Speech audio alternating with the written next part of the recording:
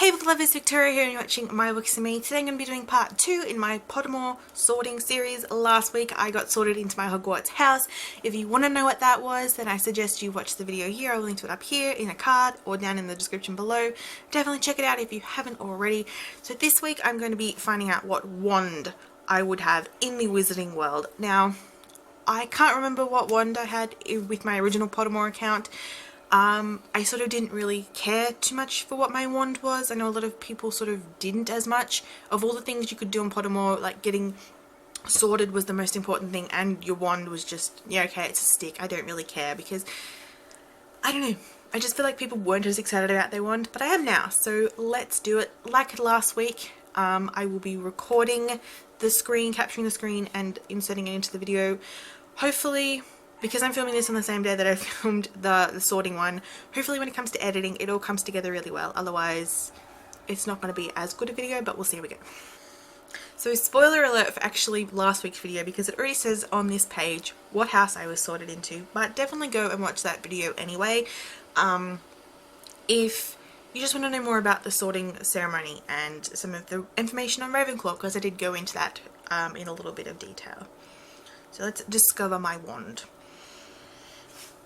We don't really want to read about Ollivander, although his story is really interesting, so I definitely recommend reading that, but we will begin the experience. To ensure we find the perfect one for you, it's very important that you answer the following questions honestly. First of all, what would you describe yourself? Average height, short, or tall? I'm kind of tall. I'm a tall person. I'm not tall, I'm probably like, I'm about 172 centimeters, which is like 5'9" or something. I'm not quite sure in the feet measurement, but I'm definitely a tall person. I'm a tall person for my family as well. And your eyes. I have blue eyes, so we won't even bother reading these. We'll just go and put blue. Which day was the day, oh bloody hell, was the day on which you were born? An even number. I was born on the 20th. Do you most pride yourself on your kindness, optimism, determination, resilience, imagination, or intelligence, originality? I don't really know. I think it's kind of a weird thing talking about what you pride yourself most on, because you could say something and people around you and your friends and family could be like, well, no, that is not something you should pride yourself on because you're more like this. I don't really know. I'm just gonna go kindness, because I think I'm a kind person. I think that's the best thing you could pride yourself on, how kind you are. Traveling alone down a deserted road, you reach a crossroads. Do you continue left towards the sea, ahead towards the forest, or right towards the castle? To be honest, I would love to go down all three routes. But I'm gonna go to a castle, because it could be Hogwarts. Do you most fear fire, darkness, isolation, small spaces, or heights? I think I'm going to go with isolation. I think that's like a very real fear, just being isolated, cut off from people, like maybe being ignored, not having anyone around, being literally isolated in the middle of nowhere with sort of nowhere to get anywhere, or no clue where you are, no access to certain resources. In a chest of magical artifacts, which would you choose? An ornate mirror, a dusty bottle, a golden key, a silver dagger, a brown scroll, glittery jewelry, or a black glove? I'm gonna go with a golden key. Maybe. I don't really know. I'm gonna go with, yeah, I'm definitely gonna go with the golden key, because I feel like even if you can't find where the key goes, it'd still be nice just to generally have a golden key.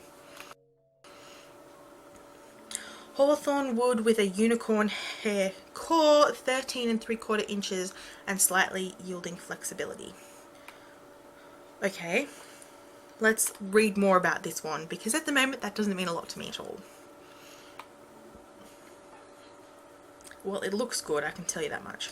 So, Hawthorn. The wandmaker Grigorovich wrote that Hawthorn makes a strange, contradictory wand, as full of paradoxes as the tree that gave it birth, whose leaves and blossoms heal, and yet whose cut branches smell of death. While I disagree with many of Gregorovich's conclusions, we concur about hawthorn wands, which are complex and intriguing in their natures, just like their owners who best suit them. Hawthorn wands may be particularly suited to healing magic, but they are also adept at curses. Blah, I can't speak. I have generally observed that the hawthorn wand seems most at home with a conflicted nature, or with a witch or wizard passing through a period of turmoil. Okay. Hawthorn is not easy to master, however I would only ever consider placing a hawthorn wand in the hands of a witch or wizard of proven talent, or consequences might be dangerous. Hawthorn wands have a notable peculiarity. Their spells can, when badly handled, backfire. Okay, I don't know if it's good or bad that my wand's hawthorn and what that says about me as a person. Anyway, unicorn. Unicorn hair generally produces the most consistent magic, and is least subject to fluctuations and blockages. Wands with unicorn cores are generally the most difficult to turn to the dark arts. That's good. I never planned to turn to the dark arts. They are the most faithful of all wands and usually remain strongly attached to their first owner, irrespective of whether he or she was an accomplished witch or wizard.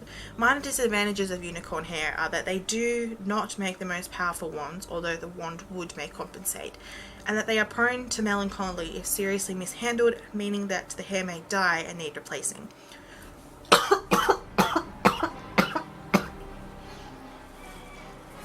I think I'd treat my wand well, so I think unicorn suits me. I hope you guys enjoyed that video.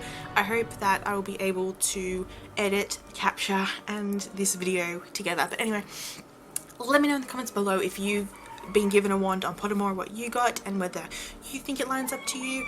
To be fair, I don't really understand. Oh, hello. I don't really know how true the wands are to your personality and things like that, but I'm really happy with my wand. It sounds really interesting. So yeah. God, animals. So they're the only 2 quizzes on Pottermore that you can do currently. They are working on a Patronus quiz, and I'm pretty sure an Animagus one is also in the works. So whenever those quizzes go up in the future, it'll probably be in the distant future to be fair with you, I will also do them. If you haven't done any of these quizzes, I will leave a link in the description. If you haven't done these quizzes, in the description below, I will leave a link to the Pottermore website. Definitely go sign up and do these quizzes and read the information and the news and everything else that's on the website, because it is really interesting. I'll see you guys soon with another video. Bye!